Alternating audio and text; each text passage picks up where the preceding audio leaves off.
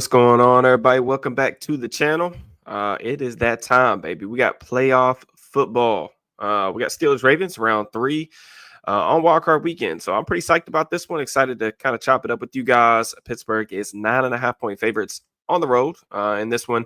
These two teams obviously came into the postseason kind of on two different trajectories, right? Like Baltimore ends up winning 4 straight to close out the regular season. They take the AFC North crown. That's why they got the home game this weekend. And then Pittsburgh loses a 4 straight, still trying to get kind of back on the right track. So lots of fun storylines I feel like to talk about in this one. But at the end of the day, man, like before the season, kind of started, if you were to tell me that we were going to get Steelers Ravens on Wild Card Weekend, I'd have signed up for that just because, it's a single elimination tournament. Anything can happen once you get into the dance and, you lay the cards out there and see where they fall. But I'm excited to watch it unfold. I'm, even more excited to kind of talk through this matchup with you guys as well. So just before we get started, if you guys would, please make sure that you like the video, subscribe to the channel, hit that bell for notifications, all that good stuff. Plus, drop me your game predictions. I'm trying to see how confident you guys are, or if you're more so just like cautiously optimistic, or if you're just flat out terrified. Let me know that as well. Also, you can drop any like comments or questions for me in the comment section. I'll try to respond to as many as I can before game time. So just straight up, man, like there's a lot on the line here for both of these teams. I think, you look at Mike Tomlin's teams, they haven't really won a playoff game since 2016. That's kind of like this like weird black cloud that's hanging over the organization right now. I think guys like Cam, TJ, those guys still playing some great ball. But at the same time, the clock's ticking. Those guys aren't getting any younger, so time is of the essence. And the urgency for this team kind of needs to match that, in my opinion. And that I feel like they have a pretty good understanding of that as well. And those previous seasons, those playoff failures, if you will, they don't really mean much to me as it relates to this game. But I do think there are some common themes that we can draw from those games to look at what needs to be different. I think the offenses in those games, if they turn the ball over too much.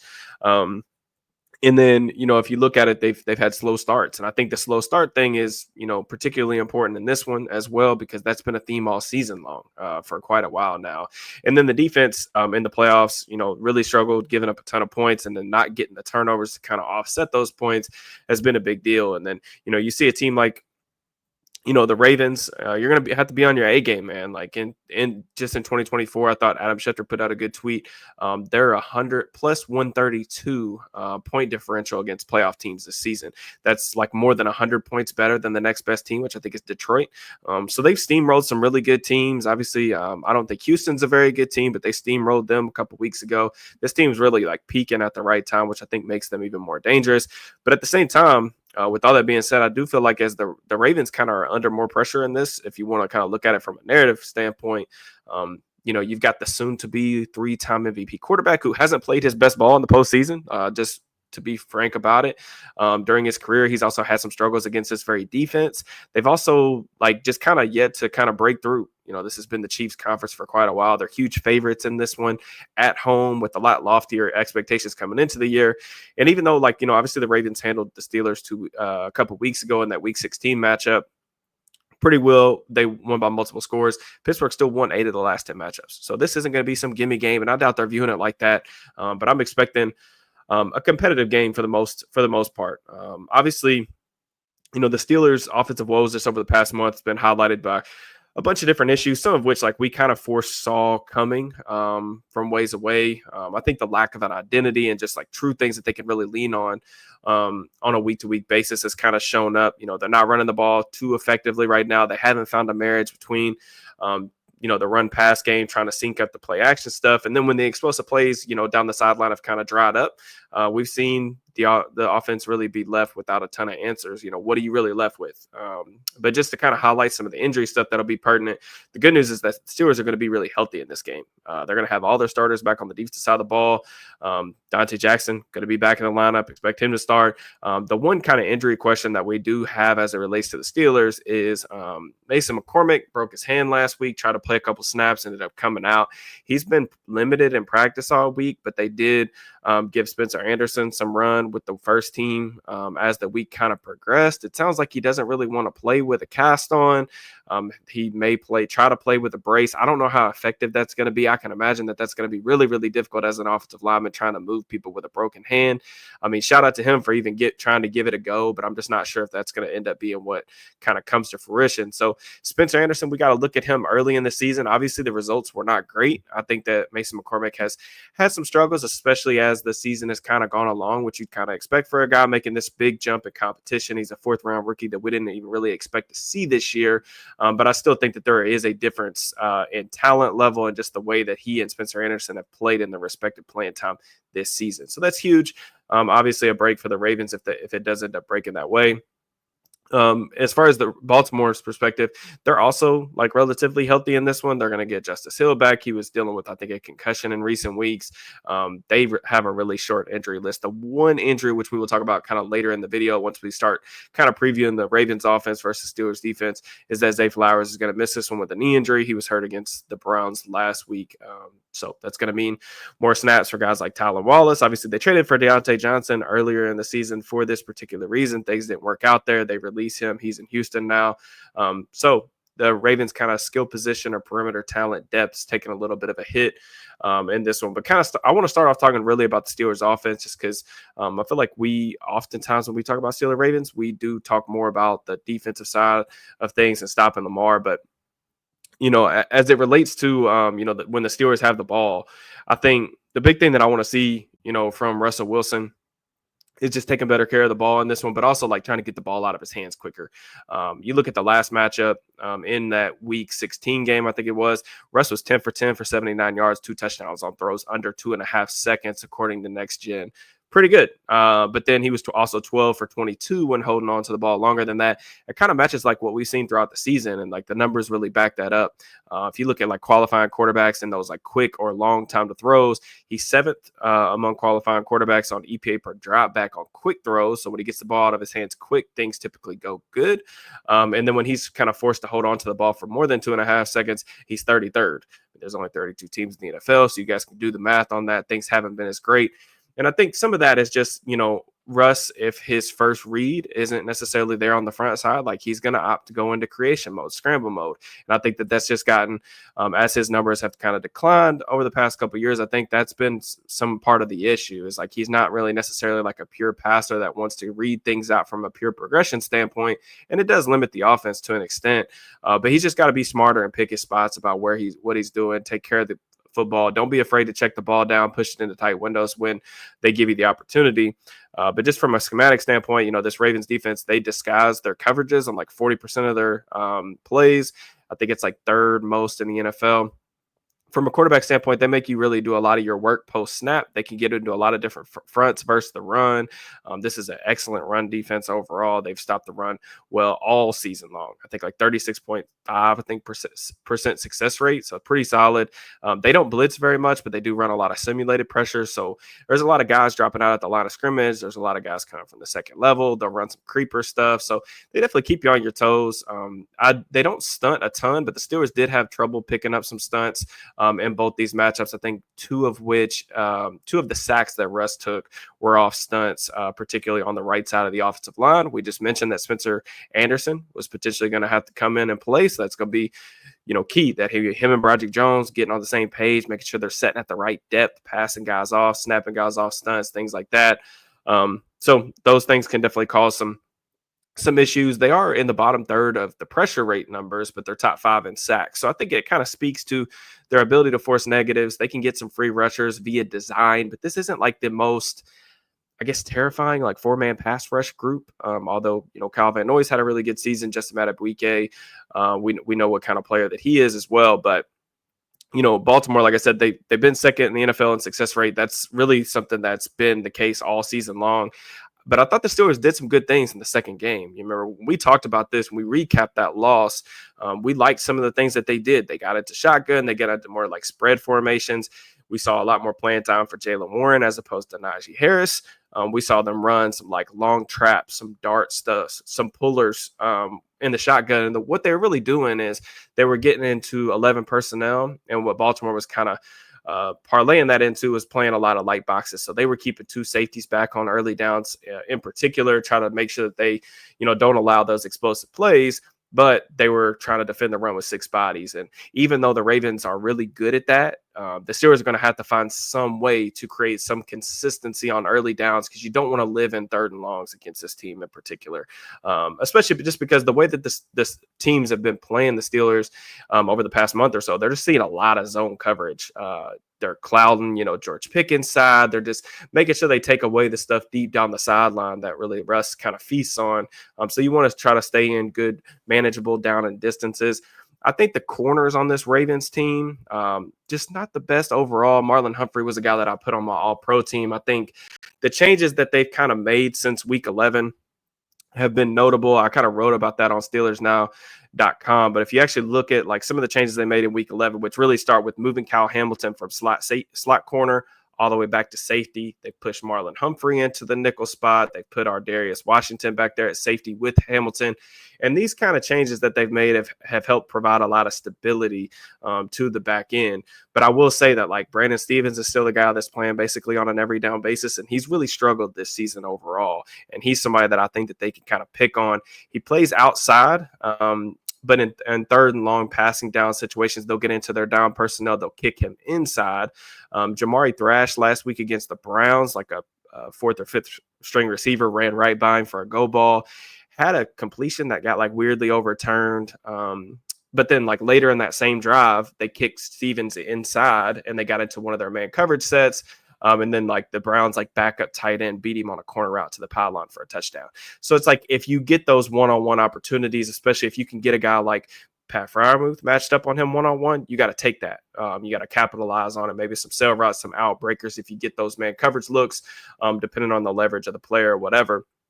I also think that he's a guy that isn't necessarily like a speedster. He's more of a physical corner. So if you get Calvin Austin on him one-on-one in those type of situations too, maybe like a deep crossing route where he can kind of run away from man coverage, I think that would be a good idea.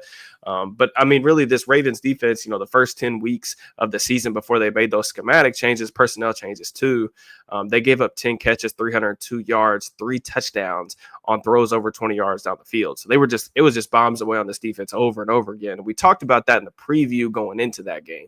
Then they made all those funky like personnel changes and things like that. Since those changes, they've only given up 1 catch on a deep ball since then to finish the year. And that's really been, a huge part of their success. And the 1 catch that they did give up was a Pickens kind of stop and go double move in that week 11 game on Stephens down the left sideline. So, you've got to find a way to get 1 or 2 just because like that's the thing that the Steelers offense does best is throw the long ball. You've got to find a way to get some type of explosive plays down the field. One area where Baltimore's defense is still kind of struggling is they are like 5th worst in defending passes in the intermediate area. Russ doesn't throw there a ton, but maybe could you design some like 1 to 2 type reads, some half-field reads and stuff like that to really get his eyes in the right spot and try to get the ball in that intermediate area to see if you can, create maybe not some huge plays, but still, some first downs, things like that. Get into some designery type stuff, 2-man concepts off play action. That's another area that this offense has really oddly struggled in, not being able to create those easy completions for the quarterback. Just something to keep the defense off balance and, kind of move into like the defensive side of the ball. With the Steelers, I think I already mentioned like Lamar probably going to end up winning his 3rd MVP. Their offense has been a wagon pretty much all season long. The Steelers have had a very specific way that they like to play Lamar Jackson. It involves a lot of single high. They bring a lot of pressure via the blitz with man coverage on the back end. And that's where I think that this thing kind of gets a little bit interesting. The Ravens, surprisingly enough, they do see man coverage more than any team in the NFL aside from the Bills. And they're very good. Like, it's really hard to find things that this Ravens team isn't very good at. If you just look at the numbers, you look at the film, they're 7th in EPA per play against man coverage. Pretty good. But if you go to their zone coverage splits, they're number 1 by a humongous margin, literally double second best team in the NFL. Lamar just like shreds teams when you get into the spot drop zone stuff, especially the way that he can manipulate those high lows, throw over the middle of the field, throw in those intermediate windows. That's just like it's playing into his hand too much. So the Steelers have done a good job just trying to be really aggressive. And for the most part, it's worked. And they've made him uncomfortable in some different spots in previous matchups. One of the things you worry about with man coverage is like, the scramble ability, but the Steelers have veteran rushers. They understand their rush lane integrity. They've also got speed at the second level with Peyton Wilson, Patrick Queen, kind of minimize some of that threat a little bit. Also, you got Minkah Fitzpatrick, who's sometimes rolling down. He's a good open field tackler. So those kind of threats can be minimized a little bit. But I did want to talk a little bit about the numbers for Lamar versus the blitz this year when he's seen the Steelers defense. In week 11, the Steelers blitzed 42% of the time. Lamar went 8 of 15, 6.9 yards per attempt. He threw one touchdown and had the pick as well. So the Steelers did a really good job containing him in that matchup. Now, the week 16 matchup, the Steelers bumped it up even more. They blitzed on 64% of the dropbacks, which is like an absurd number. I can't remember the last time I saw a number that high for a Steelers defense, but Lamar went 11 for 16, averaged 7.7 yards per attempt, one touchdown, one pick. So one thing that you'll notice kind of in those statistics, I didn't include any sacks because they didn't get any sacks when they blitzed. And that's one of the things is like, it's a good thing to kind of contain him in the pocket. And I do think that it's the right way to play him, but they got to find a way to get some negative plays, man. Like that's the big thing. Lamar's only thrown 4 interceptions this year. You can look at those interceptions one by one and you'll see that like those really probably weren't really quarterback related. Like he takes really good care of the ball. The one exception with that is it's hard to get this dude on the ground, but he can be a little loose with his ball carriage in the pocket and in the open field. He's put 10 balls on the ground this year. There are certainly times where you can take advantage of that. That's where I think Alex Highsmith, TJ Watt kind of come in. Highsmith beat Ronnie Stanley quick around the edge, I think, on the first drive of that last matchup. Got a strip sack on Jackson, knocked them out of field goal range. I think if they want to win this game, somebody up front is going to have to get a strip sack on Lamar. I just think that his decision making is too good. He's probably not going to throw you a ton of interceptions. You want to try to at least get a strip sack or a fumble. They got the one on Derrick Henry in that first matchup, kind of same thing. TJ Watt in these 2 matchups against the Ravens, he's only got 6 quarterback pressures and 1 quarterback hit in these 2 matchups. Roger Rosengarten, the rookie out of Washington, has played him fairly well. They've given him some help for sure. But even in one-on-one situations, he's done a good job, pushing Watt up the arc. Still think Watt can probably get him a little bit because I think Rosengarten's anchor is a little bit shaky. I'd like to see him test that. But Watt, 6 forced fumbles this season. He's got a knack for the football. There's just no doubt in my brain that they have to get one of these in this game. It's a huge thing I'll be watching for, trying to get that ball out. But Derrick Henry, he ran wild in the last matchup. They went absolutely bonanza. I think the way that the Steelers were trying to play a lot of the Ravens like option stuff is they were wanting Lamar to give the ball all up because it's kind of like one of those things you pick your poison a little bit. But they were having some issues, Corral on the tailback for sure. Motion was displacing guys out of the box. They had some miscommunications. They had some instances of guys trying to play hero ball in the wrong gap in their run fits. So you're not going to be able to take everything away, but you want to try to make this team as one-dimensional as you possibly can. They're just too good. But you want to try to make them uncomfortable. And you also want to make them try to matriculate the ball down the field instead of allowing a bunch of explosive plays. That's really what's made this offense for the Ravens so dangerous is they're the number 1 explosive play team in the NFL by far. And it's because they can get it through the air and they can get it through the ground with Lamar's legs, with Derrick Henry's legs once he really gets rolling. So you want to try to like make sure that they have to construct these like 10, 11, 12 play drives that they're going to score if they're going to score at all. And then from there, you want to try to see if you can get Lamar pressing a little bit, see if you can get a little bit antsy. Maybe you can stall out a couple drives with some field goals, things like that, and try to capitalize with a turnover later in the game. But I mentioned the explosive play stuff. Nose Flowers is big for me because I think he's a guy that can create explosive plays with his speed. He's had some nice moments, especially last time out. I think he had like 100 yards receiving. But also, just think his speed opens up a lot of space for this offense, not just for himself, but also for like other players, just with those like deep crossing routes over the middle of the field. I already mentioned Lamar likes to throw those. Joey Porter Jr. did shadow Rashad Bateman in that first matchup. He pretty much handled him fairly easily, in my opinion. I don't even think Bateman had a catch on him. So that's the matchup that I expect to happen again this time out. Porter has to win that matchup relatively easily, in my opinion, for them to have a chance. Then it really just comes down to the tight ends, right? Like they got Mark Andrews, they got Isaiah Likely. So that's something that the Ravens leaned into more in the second matchup. They got into a lot of 12 personnel. The Steelers have been okay defending the run. when teams get into 12 personnel. They don't see it a ton. They actually see it, I think, one of the lowest rates in the NFL. Where things have gotten a little bit dicey, though, is like when teams have gotten them in base with 2 tight ends on the field and then thrown the football. They've allowed 8.0 yards per attempt, and they've also given up 8 touchdowns. 8 touchdowns is like, I think, the second or third most in the NFL. So that's something that the Ravens are going to get into. The Steelers don't really have great answers against that because ideally you would like, okay, well, you said you got to make them pick, you got to take something away, right? So let's try to stop the pass, bring in an extra cornerback or something like that to match up with Isaiah Likely. Steelers can't really do that because like he cooked Beanie Bishop last time when they tried to do that. He had a sweet out route conversion. And then like you think about like Deshaun Elliott, Cam Sutton, those guys aren't really like man coverage defenders. So it's kind of, it gets really difficult in terms of like trying to match up with him. We'll see if they end up rolling Minka down a little bit less post safety work for him. Maybe see him match up with Mark Andrews. Those guys have had some back and forth in the past as well. Without Zay, especially when they get those man coverage looks. Andrews is second on the team in targets against cover 1, which is the coverage that the Steelers are going to probably be majoring in on Saturday night. You're going to have to make sure you have a good plan for Andrews. Make sure you have a good plan for Likely. And then the last thing I'll say about that is just making sure that the communication is good on the back end. They had some busts in that last matchup with motion, bunches, stacks in the red zone. Also, like teams like the Ravens have used tempo against them, getting up on the ball quickly, forcing the Steelers to communicate a lot pre-snap. And that's given them some issues. So hopefully they got some time to get those ironed out because it's playoff time. Like you don't have this is do or die. You know what I'm saying? So the next thing would be like, Pittsburgh's been a top 5 defense when they've got pressure on the quarterback. All their money is invested in this front.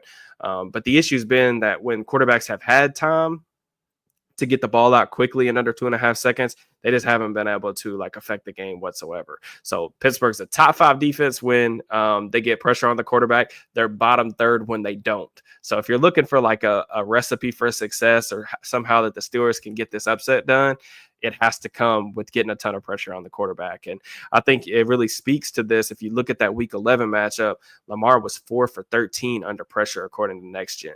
So like that kind of just says it right there. The front's got to dominate. I think the aggressive approach with all that man coverage and the blitzes, it certainly has some drawbacks, maybe more of like a boom busty type element. But that's the way I think you got to play against this team, man. I would just try to mix it up as much as I could, try to disguise things a little bit more pre-snap, maybe not make things super clear for Lamar, make him do some work post-snap with his eyes, a little bit more disguise on the back end if I had it my way. But yeah, I mean, it's time to empty the clip, man. It should be a really good matchup. I really appreciate you guys tuning in, kicking it with me, not just today, but all year long. I really appreciate the consistent support for the channel.